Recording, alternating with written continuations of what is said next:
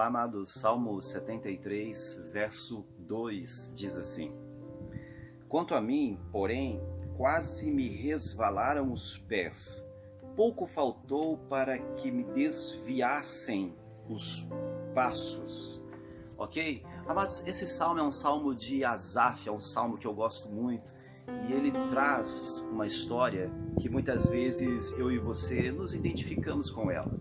O salmista aqui em questão, amados, ele começa a discorrer nesse salmo, observando aquilo que está à sua volta, observando a prosperidade dos ímpios, observando como é que as pessoas eram más e simplesmente elas continuavam prosperando e prosperando e prosperando. E ela observa que ela mesma estava sempre empenhada em fazer o bem, sempre empenhada em servir a Deus. E ela entra num questionamento ao ver a prosperidade dos ímpios e simplesmente em detrimento da sua condição, que vinha passando por dores, por dificuldades, por algumas situações difíceis. Então ele percebe isso, amados, e então ele começa a desanimar na sua fé.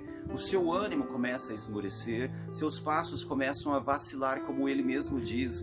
Veja uma coisa que ele diz ainda no verso 13 do mesmo salmo. Ele fala: com efeito, inutilmente conservei puro o meu coração e lavei as mãos na inocência.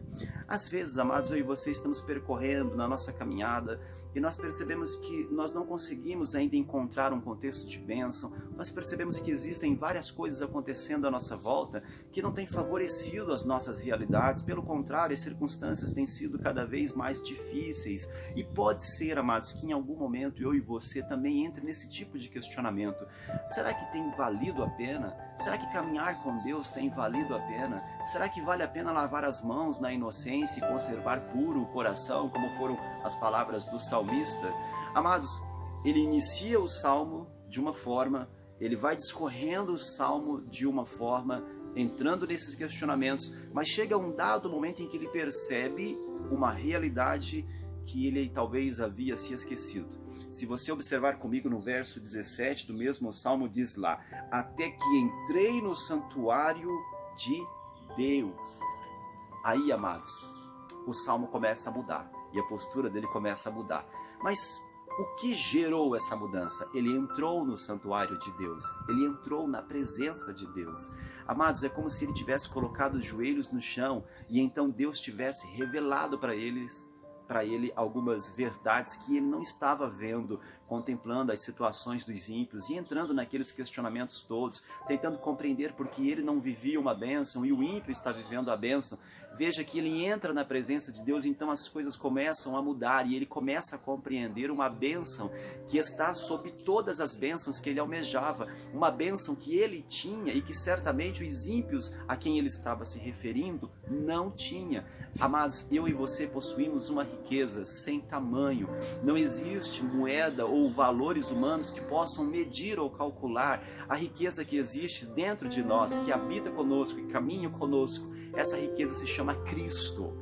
É estar na presença de Deus, é desfrutar da comunhão com o Espírito constante. Não precisa olhar em volta, amados, e entrar em questionamentos com Deus, porque você é abençoado pelo Pai.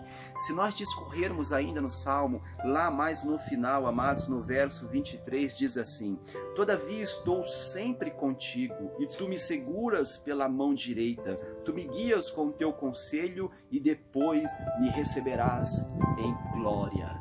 Essa é a bênção de Deus para a nossa vida. Não se preocupe com aquilo que ainda não veio para você, aquilo que você ainda não recebeu aqui materialmente, circunstancialmente. Deus está em sua vida, Cristo está em nossa vida. Essa é a grande maior riqueza que eu e você possuímos. Continue confiando. Deus tem bênçãos para você. Deus abençoe o seu dia. Em nome de Jesus.